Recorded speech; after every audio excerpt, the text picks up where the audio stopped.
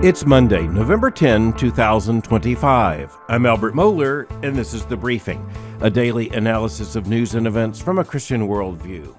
It was at 39 days, 21 hours, and just under 10 minutes that the United States Senate finally passed a procedural vote which will allow a measure to continue funding the United States government to move forward in the Senate. That took place late last night. And let's just put it into context. Number one, this is not the end of the issue. This does not mean the government is funded. This does not mean that a continuing resolution has now been adopted by both houses. First of all, the Senate has voted only, as of last night, on a procedural issue. And that means that the actual measure itself is going to have to be debated and then passed by the Senate. But at this point, as of late last night, several Democrats, enough Democrats, at least 8 Democratic senators had basically crossed the aisle to join with Republicans to bring at least a temporary funding measure for the federal government to get federal workers back at work, air traffic controllers and others back at work and paid, and furthermore to get federal programs back into funding at least the levels previously adopted by Congress. Now, let's just understand there are some big things going on here. We're still, I won't say a long way, but we're still some way from reopening the federal government. And that's for a couple of reasons. Number one, it has been now the longest shutdown in American political history. So I'll just go back to the numbers, 39 days and 21 hours and just a little bit of change. In terms of what has already been shut down in terms of the government before this procedural vote. So this doesn't reopen the government, but it took that long even for this procedural vote. And it basically is a surrender by at least a handful of Democrats in the Senate to the fact that the political cost of keeping the government shut down was just too great. This was a classic Western showdown. It was a showdown like in the OK Corral. You've got two opposing forces. You have the Democrats, and the lead Democrat in making so many of these arguments was Chuck Schumer, Democratic senator from New York, who is the Democratic leader, the minority leader in the United States Senate, and thus the crucial player on the Democratic side for the Senate vote. On the other side, you have President Donald Trump, obviously a Republican. You have the House with a very thin but real Republican majority. You also have a Republican majority in the United States Senate. But remember, given the filibuster rule, the necessity of reaching 60 votes, something like 8 Democratic votes are necessary for every one of these major measures. So we're going to be watching what takes place today. We're going to be watching what unfolds this week. I think now that the dam has broken, you're going to see both houses and the White House try to come together as quickly as possible. The House and the Senate and the White House come together to get the government reopened. The political pain is just crushing right now on both sides. But there is no doubt that it was the Democrats who blinked. And just given the test of wills here, let's just understand that the math indicated that it would be the Democrats who would blink. And by the way, the Democrats were putting forth a demand that I'll just state right up front was never honest. So it was over subsidies for Obamacare, for the Affordable Care Act, and it was subsidies that had been increased with the argument that it was necessitated, these increases in billions of dollars necessitated by the context of the COVID pandemic. And of course, like is always the case, once you have an expansion of the welfare state, once you have the expansion of an entitlement, you can say it's for a short duration. But the Democrats are coming back and saying no, because the costs for individuals will be going up in a spectacular fashion. Well, they knew that when they passed the legislation, and they knew exactly what they were doing. And by the way, they probably over the long term will be successful, simply because the American people have demonstrated by their behavior that they're opposed to entitlement programs until they have them, and then they factor it into their family spending, and they want them only to grow. That's just the way it works. That is one of the biggest problems with the government as it is now constructed. But let's look at the shutdown for a moment. This shutdown is very painful. My wife and I have been traveling. Let me just tell you that it's chaotic enough, but with the shutdowns and the slowdowns and the problems with having air traffic control towers adequately staffed, with the Secretary of Transportation telling the airlines they were going to have to cut back on flights, with people openly changing their plans for Thanksgiving and for other holiday travel because they simply thought it probably isn't going to be practical to risk taking a flight. The airlines were hurting. Everyone was hurting in that respect. Let me just state about the shutdown. I think this particular political and to some degree constitutional measure is an embarrassment to a great power. I think it should be a political and moral embarrassment to the United States of America. This game that is played repeatedly. Now, let me give you the conservative Republican argument for not getting rid of this particular problem. You would get rid of it simply by adopting a funding mechanism that matches the budget you passed. That would be, and with the other spending that is invoked in that budget. So the fact that you can have a spending authorization separate from the budget honestly makes no sense. It would make no sense for your family. It would make no sense for your business. It doesn't make sense for the most important democratic constitutional government on the planet. It is a political embarrassment. But Republicans will make the charge. They will make the argument.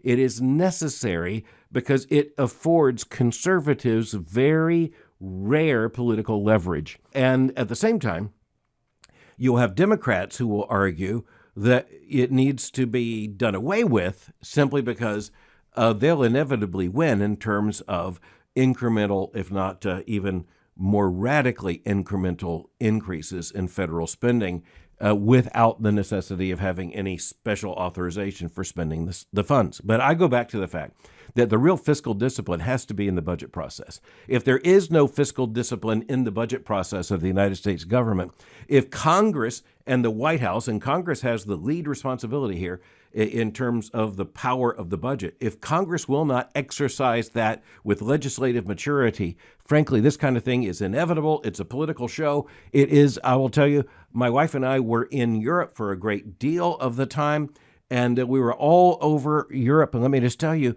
this is a political embarrassment. Other democratic nations stand back in amazement that the United States government would shut itself down and subject itself to this humiliation. And I'll tell you, we certainly felt the humiliation as we were in Europe. Citizens of other European democracies, they simply can't understand how something like this could happen. Now, of course, many of them are in big spending welfare states as well. But I think we've reached the point now where I would hope the American people might simply say, we cannot continue to have these face-offs on a regular basis. And, the last longest government shutdown in American history took place in the first Trump administration. Now, the longest, as of now, shutdown in American history, which, as of this morning, isn't over. It's just maybe closer to being over. This has come with a real cost. It comes with a real cost in the economy. It comes with a real cost to families. It comes with a real cost to our military and others. It's just the kind of thing you can't afford. And we probably can only really make this argument with any kind of moral force at this kind of point where Americans now know fundamentally what is at stake, and they can see the price of this kind of government shutdown. We should not fund, or let's put it this way, we should not create a political incentive for political misbehavior.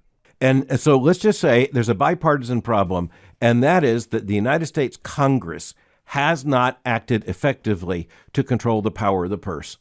And so a showdown between the White House and Congress, that's one thing. Constitutionally, that's probably inevitable. But when you talk about a government shutdown, which is a showdown like this, with basically no political gain for anyone to show for it, just an awful lot of embarrassment to the United States. And not only that, very real cost to the United States. A grown-up constitutional republic shouldn't act this way. And I know there's some Republicans who are going to say, it's one of the very few mechanisms we have for squeezing any kind of cost savings out of the federal budget. But, the bottom line is, if the budget's adopted, then basically one way or another, you are going to fund it. But I do think the Republicans in this particular showdown had the right game plan. They had the right argument, and that is just offer a clean, continuing resolution. We'll debate other things later. And now what we really need are Republicans to have the moral fortitude to stare down the actual entitlement programs and the specific demands that the Democrats are making in this case, and do a good job of telling the American people what is really at stake. The fact is that the Obamacare, the Affordable Care Act, its provisions have never met the funding requirements that were necessary. And so we're looking at a continuing, and this is the problem with almost every major social program. The costs just spiral upwards. And that's exactly what is happening with the Affordable Care Act. It's exactly what was predictable, but it's also predictable political behavior. When the Democrats, and it was President Biden at the time, said, we need this emergency measure because of the situation related to COVID. And so we're going to put a deadline on it when COVID should not be a problem. And then at the end of the deadline, of course, the Democrats come back and say, we got to spend the money. It's going to hurt America and Americans if we don't spend this money. And of course, it'll be more money and even greater demands next year and the year after that, propping up a federal program that is leaking like a net. And if we don't meet the problem here of ever expanding federal spending, particularly on entitlements, then none of the rest of this political theater really matters, except to the politicians. And I think as for the rest of Americans, we're, at least for now, pretty done with that. But all right, speaking of politicians and politics, we have to note the big political news last week was the announcement by former Speaker of the House, Democratic Representative Nancy Pelosi, that she would not be running for another term. She's not going to run for re-election to her congressional seat in 2026, and thus, having begun her service in the House in 1987, one of the longest and most powerful careers in the United States House of Representatives is coming to an end. Now, especially on the Democratic side, if you want to have big congressional impact, and without a doubt, Nancy Pelosi has had that, you need two things going for you. At least two things that, if you do possess, are going to put you in a pretty strong position. And that is a big political name, political family, political background, and secondly, money. And when it came to Nancy Pelosi, conveniently, she had both of those things. You have to know that she was born Nancy Patricia D'Alessandro. And her father, who was Thomas D'Alessandro, served in Congress from 1939 to 1947. And then at that point, he was elected the mayor of the city of Baltimore, a Democratic bastion. And it was old, big city, East Coast Democratic politics. And you can pretty much do the search and see the headlines for yourself. All the kinds of big Democratic political machine issues there on the East Coast. Nancy D'Alessandro marries Paul Pelosi. They move to the West Coast, where Paul Pelosi becomes a very influential and very rich financier and investor. And Nancy Pelosi, who was a housewife with just children in the home and all the rest, she wanted to get into politics. It was very much, of course, in the family tradition. She really began by working in campaigns in the Democratic arena there in California, and then she became chairman of the Democratic State Party there in California. Very powerful position. And then she catapulted herself into a race for Congress. A very interesting congressional seat there in the San Francisco area. She would hold that seat as it was districted as the 5th, the 8th, the 11th, and the 12th congressional district there in California. Right now it is the 11th. The important point to make here is that we often talk about the fact that the two coasts are far more liberal than the heartland. And when you're looking at San Francisco and Baltimore, you're looking at two Democratic bastions. Let's just say two clearly Democratic bastions. And liberal bastions, for that matter, especially when you look at San Francisco and the progressivist and liberal issues in ideology coming out of places such as Berkeley, there in Northern California, but also coming out of the alternative culture there, the LGBTQ movement really beginning there in a big way in political influence. Arguably, the movement began with the Stonewall riots that took place in New York City. But San Francisco very clearly became the epicenter for so much of this activity. You could say New York and San Francisco together. San Francisco became kind of just a shorthand for what was called the gay rights movement. infamously with the bathhouses there, homosexual male bathhouses that became engines for the AIDS crisis. And the AIDS crisis hit very early in Nancy Pelosi's congressional tenure. It is interesting to see how there were people who tied Nancy Pelosi in terms of her support for the gay community at the time. The New York Times over the weekend ran a piece with a headline, "Pelosi emerged as early ally in AIDS crisis." The most important thing for us to recognize is that Nancy Pelosi arguably is about as liberal as her district. So that's one of the interesting things about the House of Representatives. You can compare it to the United States Senate. Of course, there are 2 senators, and they're elected statewide for all 50 states. So 100 senators, 2 from each state, elected statewide. Being elected statewide in most states means that you've got to at least reckon with people from both parties. Not so in some states. California is one of those states in which that apparently now really doesn't matter. But when you compare it to the House districts, as they are apportioned, they can be far more volatile and far more extreme. So you can have really, really deep red congressional districts. Think in the Deep South, for example. You can also have incredibly blue districts. And if you're talking about blue and bluer and bluest, I think San Francisco is about as blue as you can get. Nancy Pelosi really skyrocketed, not only because of her district, and again, I'm going to say, I think when you look at the House of Representatives, the sad thing for America is that Nancy Pelosi probably did represent the congressional district voters who voted for her. I think you look at the liberalism, the leftism, the progressivism of San Francisco, and you come to understand when people said Nancy Pelosi Democrats, they really do exist in large number. Nancy Pelosi, however, also wanted to work her way into leadership there in the House, particularly among Democrats, and of course, that resulted in the fact that she was elected the 52nd Speaker of the House of Representatives. Remember that that is after only the Vice President of the United States in terms of the line of succession for the presidency. It's a constitutional office.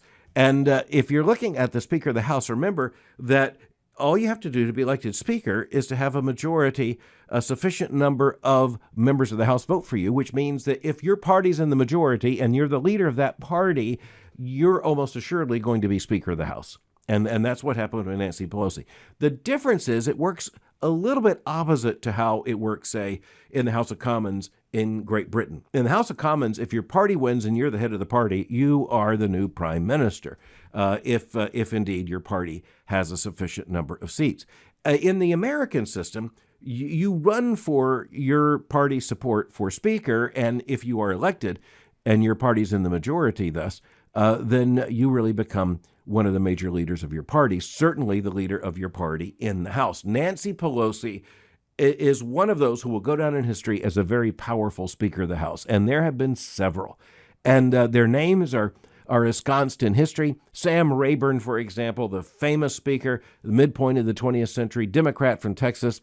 These were titanic figures. Tip O'Neill, and also a Democrat, in the case of Tip O'Neill, an Irish Democrat from Boston, old-style politician, Sam Rayburn, and Tip O'Neill. His official name was Thomas P. He became known as Tip. But those iconic speakers really also are now joined in that kind of hall of fame of speakers in terms of power and influence by Nancy Pelosi. She was Speaker of the House, and Democrats had a majority first of all in 2007 to 2011, and then again in 2019 to 2023. Now, let me just tell you how politics works, because this is really interesting. If you are the Speaker of the House, you're a Democrat, and you serve because the Democrats are in a majority from 2007 to 2011, and then you lose the majority, generally you become an ex-speaker. You're also the ex-leader of your party. There just aren't that many party leaders who can survive losing that kind of election. Nancy Pelosi did survive. Remember that first term ended in 2011. She didn't become Speaker again until 2019. That's several election cycles in which she was the leader of her party in the House, even when they were in a minority. To continue in that kind of role means you have a very rare political talent. And so even as I would see Nancy Pelosi as I think, one of the most lamentable political influences in the United States. Given my own convictions, I have to say with respect, she knew how to do the job. And in her party, she kept very clear discipline. And that included the fact that she basically made a pledge she would serve only 4 years in that second term as Speaker. That may have been necessary because of the generational concerns, but in any event, she knew how to play the game. She learned it at home, and she learned how to play it well. She, as I said, came from a political family. She also was married to Paul Pelosi, a very wealthy investor and financier. And as a matter of fact, several critics have pointed out that Nancy Pelosi's personal worth increased by something like $100 to $130 million during the time she was in Congress. So if you're talking about people who are talking about taxing the rich, Nancy Pelosi can send the bill right home. I think it's also really important to note that Nancy Pelosi is an indication of the giant swing towards leftism when it comes to moral issues in the Democratic Party. When she entered the United States House of Representatives, arguably there were still at least a couple of pro-life Democrats in the House, maybe one or two in the Senate. But she was a part of bringing an end to that. And her leftist ideologies on moral issues flew in the face, just like with President Joe Biden, flew in the face of the fact that she continuously cited her Roman Catholic identity. Her Catholic identity evidently did not match with Catholic convictions on those issues. And even to an extent greater than that of the former president in terms of Joe Biden, she was also assiduously pro-abortion. And she didn't have any of the at least supposed reticence of Joe Biden on the issue. When Kamala Harris was elected with Joe Biden as his vice president, it was Kamala Harris who became the highest-ranking woman in American constitutional history. But prior to that, it would have been Nancy Pelosi. So as we think about her retirement, again, she's not going to be missed by conservatives. She's not going to be missed by Republicans. But that is a testimony to how effective and powerful she has been. It's going to be interesting to see where the Democratic Party goes after her. In all likelihood, it is going to swerve even more markedly to the left. There is every indication that the coming generation intends to do just that. All right, well, we're talking about the government shutdown, which may be now about to end. We're talking about Nancy Pelosi. We're talking about politics. I guess it's okay to shift finally to the issue of art. And the New York Times had a headline, quote, "Gold Toilet Scenario Unwinds at Sotheby's." So one of the nation's most influential auction houses is auctioning off a solid gold 18-karat toilet. And therein is a parable about worldview and culture and the world of contemporary art. About so much of this contemporary art, the sweetest thing I can say about it is it needs to be flushed. All right, so there were actually two of these gold toilets. More on that in just a moment. They were created by the artist known as Maurizio Cattelan, and they were presented at an art gallery in 2017. It was bought by someone who's now believed to be Stephen Cohen, who is the billionaire financier who also owns the New York Mets. As the New York Times says, quote, "Steve Cohen, the billionaire financier who also owns the New York Mets, is reported to have bought the gold toilet created as a sculpture by the conceptual artist." Hey, don't you love that conceptual artist? Oh, it's a concept, all right. His name, again, Maurizio Cattelan, from an art gallery in 2017. Bought it in 2017. On November the 18th, it will be coming to auction, so you still have time. If you want to get your bid in, just contact Sotheby's for the solid gold 18-karat toilet. The bidding is going to start at $10 million. So, by the way, the New York Times points out, quote, "For the cost of the Cattelan sculpture, you could buy 100,000 single flush toilets at Home Depot." So if you're looking for the economy of scale, let me just say, not 1,000, not 10,000, but 100,000 flushing toilets made out of porcelain that actually works. Now, years ago, in 2019, the sister toilet to this one was in Blenheim Palace. That is the famed home of the Dukes of Marlborough. It is the only non-royal residence in Britain that has the official legal title of palace. And I've been there several times. Let me tell you, it is a palace. And the current Duke of Marlborough was hosting the other gold toilet there in a bathroom in Blenheim Palace. And just days before my wife and I were visiting there in 2019, it, surprisingly enough, was stolen. By the time the police were on the chase, it was estimated that almost assuredly the toilet had been melted down. So let me just give you a little political parable here, worldview parable. If your art is worth as much melted down as it was operational, what does that say about your art? But in this case, you probably are looking at an inflated price, and you're looking at modern art, and you're looking at this particular artist, Maurizio Cattelan. Let me also point out that just a matter of a couple of years ago, a record was reached when a piece of art, and I could just tell you, put quotation marks around art. When a piece of his art, which was a banana taped to a board, sold also for millions of dollars. $6.2 million, as a matter of fact. His duct-taped banana was titled Comedian, and 7 bidders at Sotheby's bid on that. The winning bid, again, $6.2 million for a banana taped to the wall with duct tape. I will do the same thing with a watermelon for a whole lot less than that. So much about modern art is that it celebrates being transgressive and non-representational and symbolic of something. But I think it's mainly symbolic of the fact that there is a market for ugly, irrational, and stupid. And evidently, if you make it out of 14 karat gold stupid and it flushes, people will evidently pay millions of dollars for it. I also think there's another aspect to this parable, which is when you are looking at much modern art, remember that a famous piece of modern art in the 20th century was another toilet. I think the parable is just too obvious.